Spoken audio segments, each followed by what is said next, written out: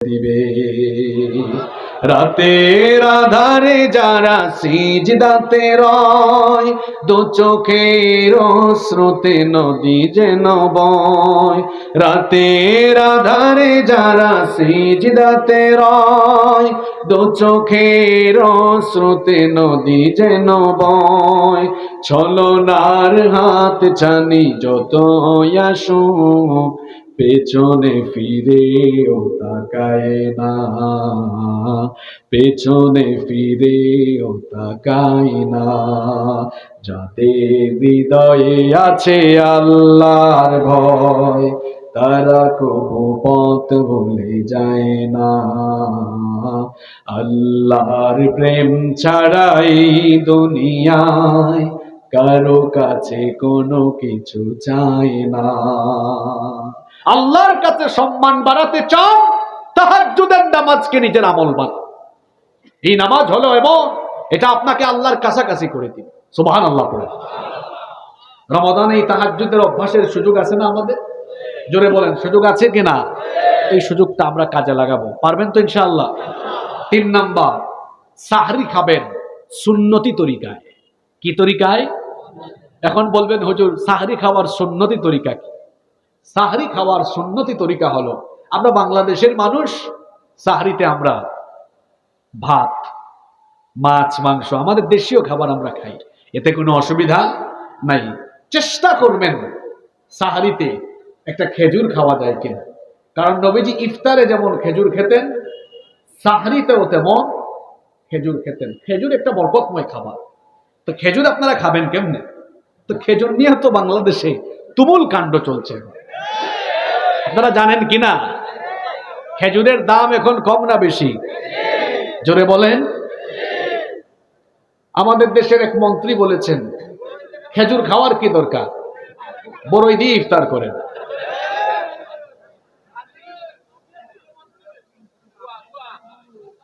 আচ্ছা, আপনারা শোনেন আমি কি বলি আগে।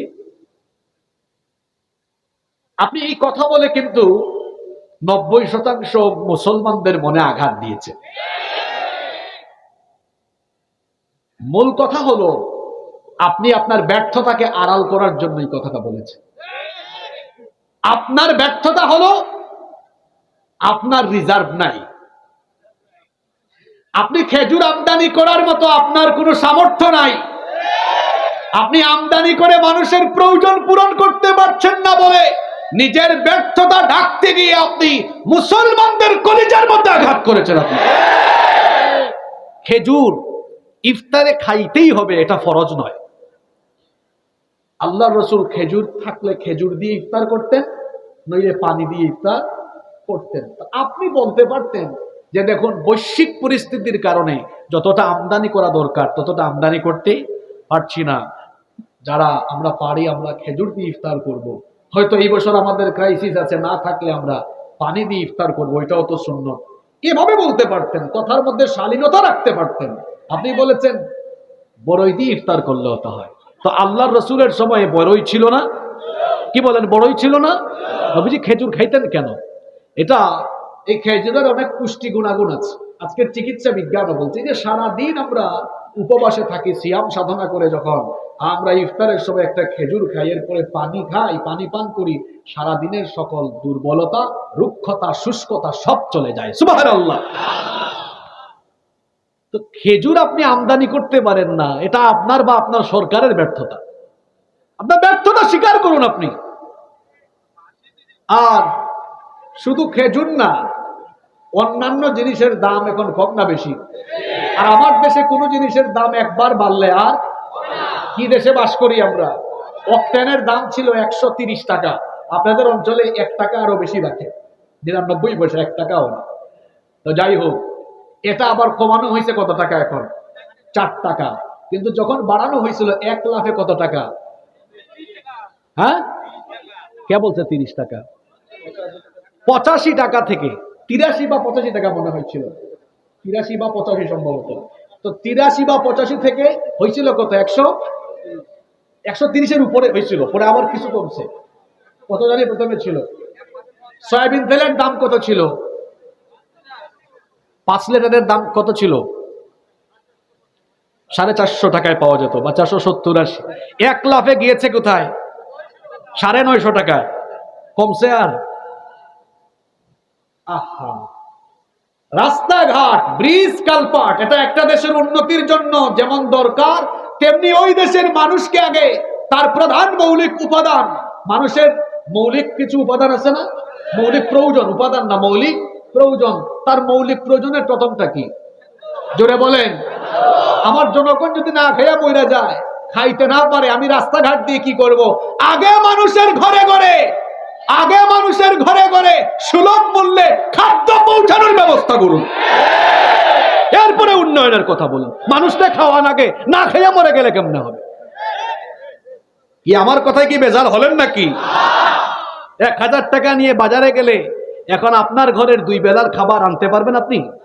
অসম্ভব, এটা সম্ভবই না। আপনি বড় বড় কথা বলেন, আপনার আলগা পয়সা আছে, তো সবার তো আলগা পয়সা নাই। আলগা পয়সা বুঝেন আপনারা? আচ্ছা, বুঝলে ভালো। আমাদের দেশের আরেকজন দেখলাম খুব ভেটু দিয়েছেন, আবার খুব তুই করেছেন। তুই খেজুর খাবি আর আমরা বড়ই খাবো। আরে বাপ রে বাপ, এই লোকটার এখন কিছু নাই তো, এই জন্য এত বড় বড় কথা বলে। আগে এরকম কথা বলতো না, ঠিক কিনা বলেন? যে মন্ত্রী বক্তব্য দিয়েছেন তাকে বলবো, আপনি 24 ঘন্টার মধ্যে এদেশের মুসলমানদের কাছে ক্ষমা চান। ক্ষমা চাইতে হবে আপনাকে। আপনি দৃষ্টতা দেখিয়েছেন। এদেশের মুসলমানরা কেউ আওয়ামী লীগ করে, কেউ বিএনপি করে, কিন্তু নবীর সুন্নতকে সবাই ভালোবাসে। খেজুর আনতে পারেন না, এটা আপনার ব্যর্থতা। আপনার ব্যর্থতা আড়াল করতে গিয়ে মানুষদের আপনি বড়ই খাওয়াতে চান। বড়ের দাম কি কম নাকি? আমি তো জানি না বড়ের দাম কত।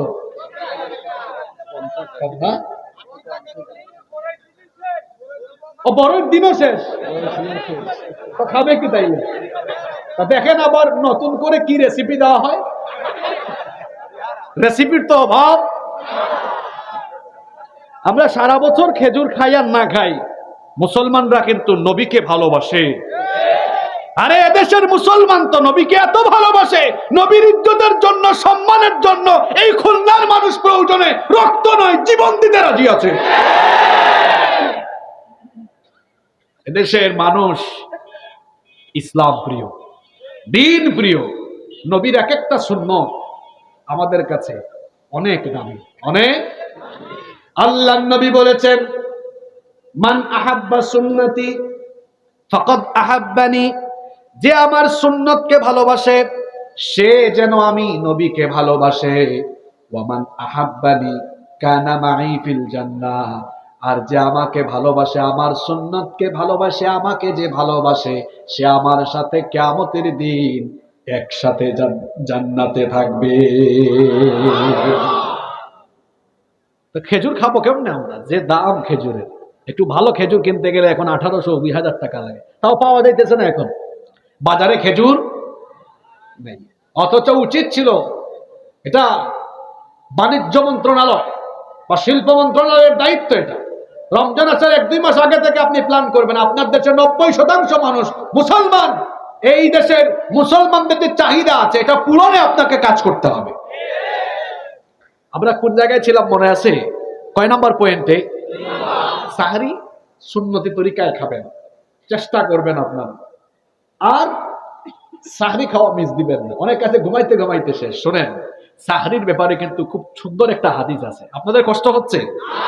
দেখেন আল্লাহর নবী কি বলেছেন, তাসাহহারু, তোমরা সাহরি খাও, ফা ইন্না ফিস সাহুরি বারাকাহ, কারণ সাহরির এই খাবারের মধ্যে বরকত আছে।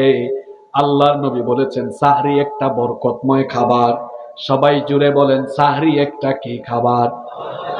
এটা যে আসলে বরকতময় খাবার, আসলে আমরা একটু বাস্তবিক দৃষ্টিকোণে বোঝার চেষ্টা করি। এই যে এখন রমজান মাস না, সকালবেলা নাস্তা করলেন, দুপুরে খাবার যদি খাইতে খাইতে একটু দেরি হয়, আসরের নামাজ হয়ে যায়, মেজাজ নরম না গরম? জোরে বলে, মেজাজ ঠিক থাকে না। আর রমজান মাসে সেই ভোর রাতে সাহরি খাওয়ার পর ইফতার হয়ে যায়, ইফতারের টাইম পর্যন্ত আমরা না খাইয়া আছি, মেজাজ তখন নরম না গরম? জোরে বলে। ওই যে এই খাবারে বরকত আছে, সুবহানাল্লাহ পড়েন। বারাকা আরবি শব্দ, এটার অর্থ হলো কল্যাণ। ইসলামী শরীয়তের পরিভাষায় বারাকা বলা হয় এমন জিনিসকে যেটার মধ্যে আল্লাহ বিশেষ কল্যাণ দান করেন। আল্লাহর নবী বলেছেন সাহরির খাবারটা বরকতময়, এই খাবারে আল্লাহ তাআলা বরকত দান করেন, সুবহানাল্লাহ। সাহরি খাওয়ার দুইটা ফায়দা, জোরে বলেন কয়টা ফায়দা? এক নাম্বার, সাহরি খেলে সারাদিন বরকত পাওয়া যায়, কাজে কর্মে বরকত পাবে।